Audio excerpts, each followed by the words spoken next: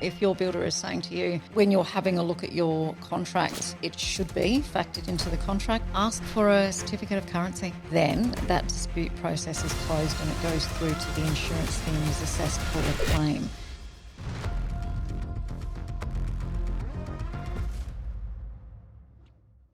Hey guys, welcome to The Builder's Edge. I'm Norm Wales from Norm Wales Constructions.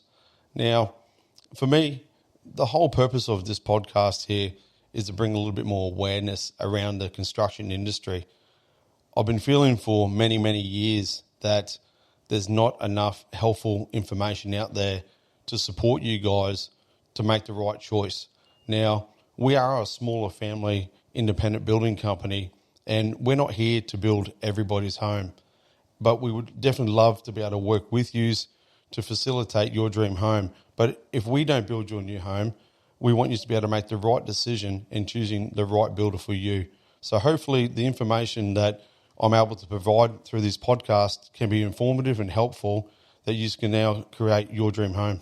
So I hope you enjoy it, and thanks for watching. So Nicola, what exactly does statutory home warranty insurance cover, and why is it essential?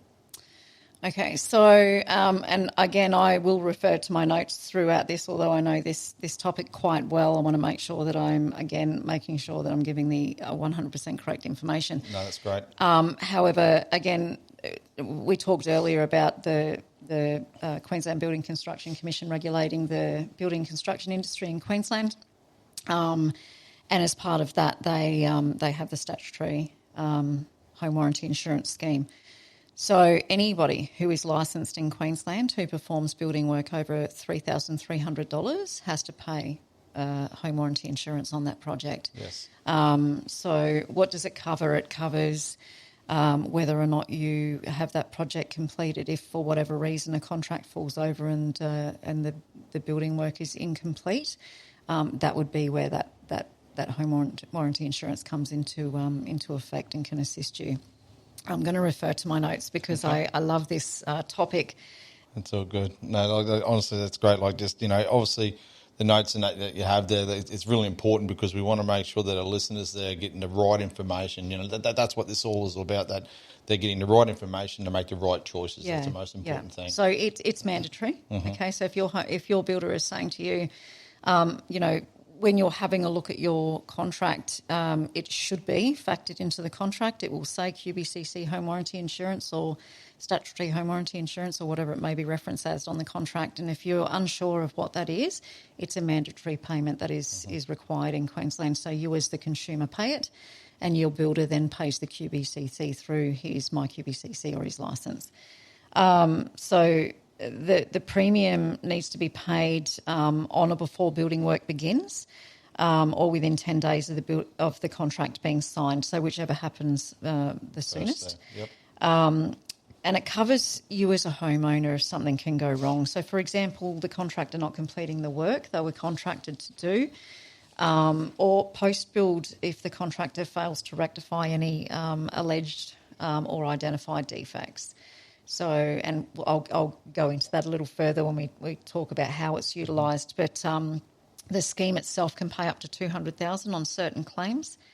However, there's strict time limits for making a claim, so it's very important that you are aware of that as a consumer if you need to go down that road. And again, we'll talk about that soon. It covers you for loss if something goes wrong during the building process. So, and I pray that this never happens, but of course, during COVID and after COVID, we've been seeing this happening a lot. Unfortunately, we've had builders who have gone down. And as a result of that, you often find you have, a non-complete home.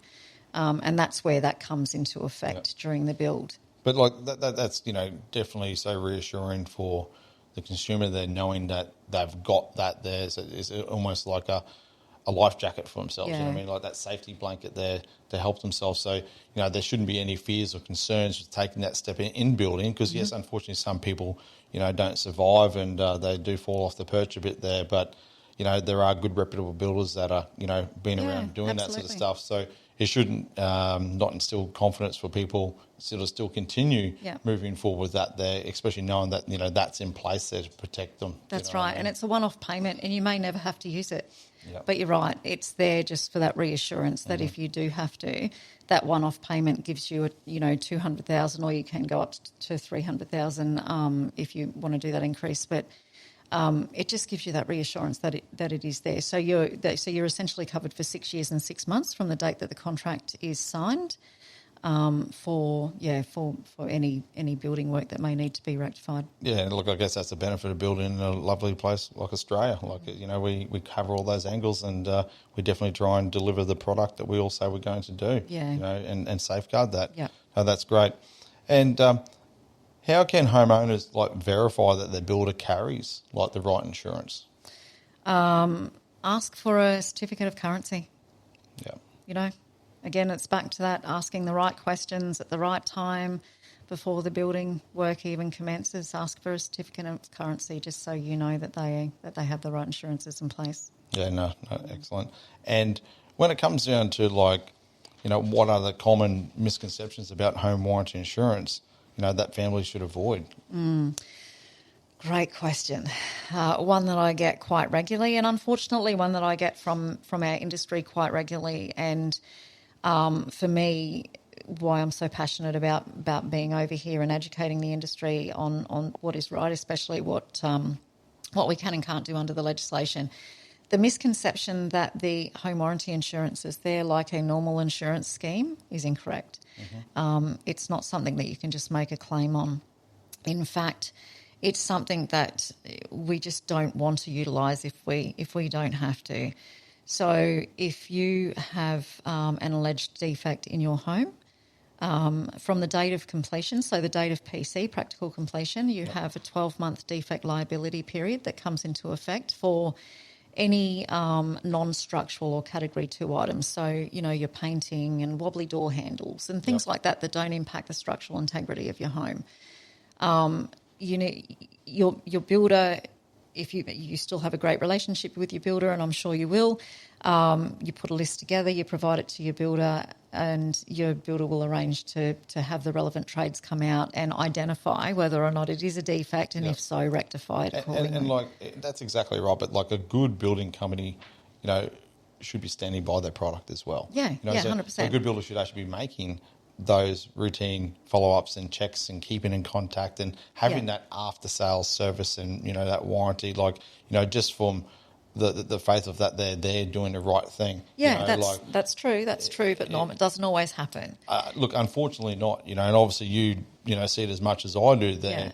And, this happens from, not just a bloke that's working over the back of a trailer that doesn't have the facilities to be able to go back to those jobs. It's also happening to the bigger firms that are get busy, but not necessarily cutting corners, but just choosing to neglect the customers. Do you know what I mean? Yeah. So if we are, educating consumers right now, that would be my advice. Would be, put your list together, keep putting your list together, but don't sit on it and wait until the last minute to let your builder know that there's issues within your home. If you think that there's issues within your home, and perception is one thing.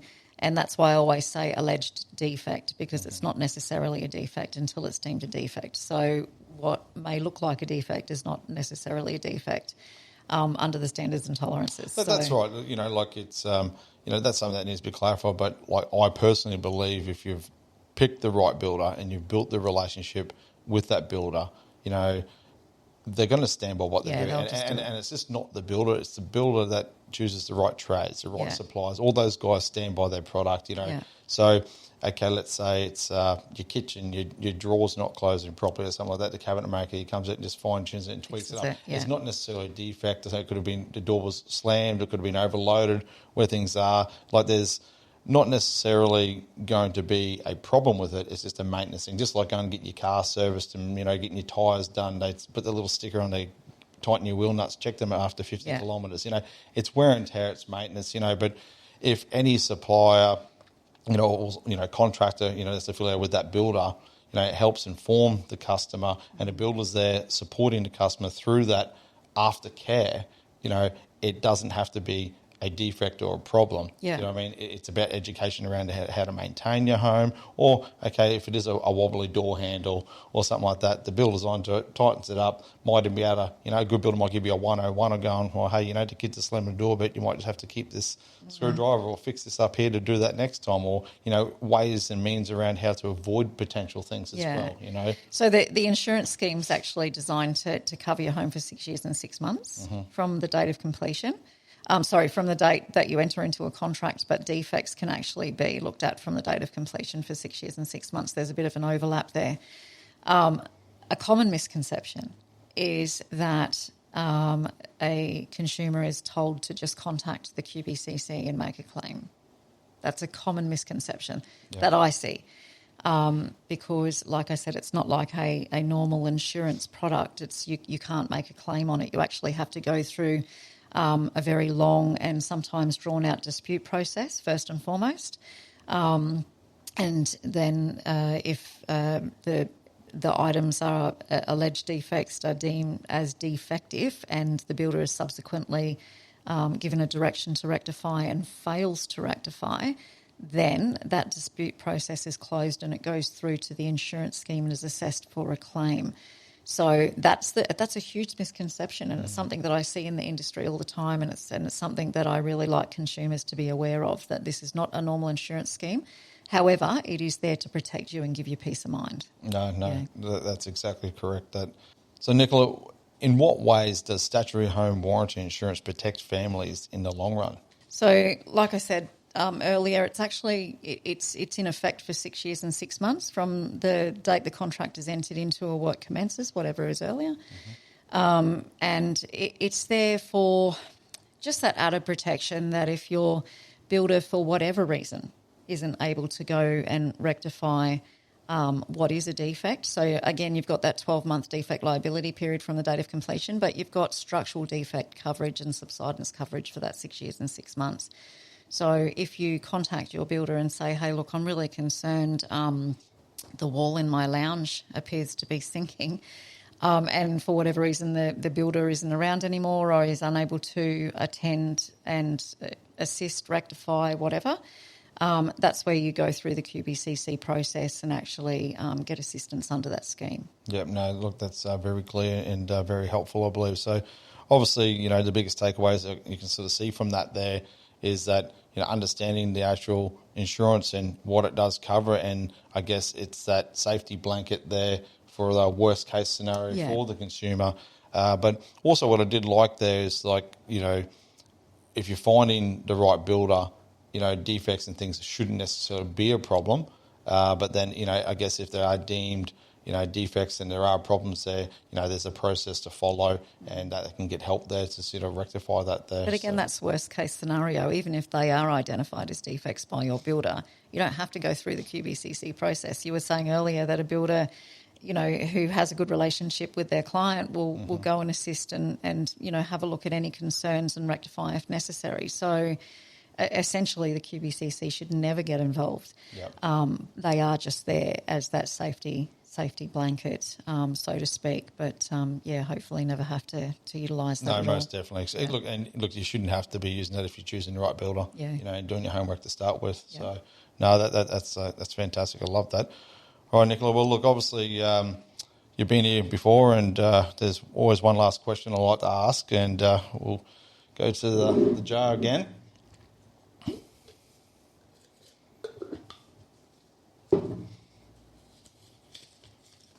Okay.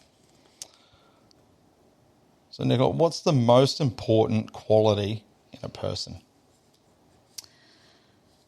Oh, golly. I think integrity, to be honest. I think having integrity is really important to me. Yeah. No, I like that. I must admit that means a lot for myself there as well. But definitely, I guess, just, being able to call a spade. Like, I guess that's the integrity, just being able to, be real and honest. Yep. And I think that's a really good quality to have in anybody. Absolutely. No, that's a pleasure. All right, Nicola, well, look, thank you very much for coming on today's show and given our listeners some very, very informative information. So hopefully you guys have enjoyed watching this episode of The Builder's Edge, and we'll keep bringing you very helpful information that can help you guys make the right decision in building your dream home. So thanks for watching. Thanks, Tom.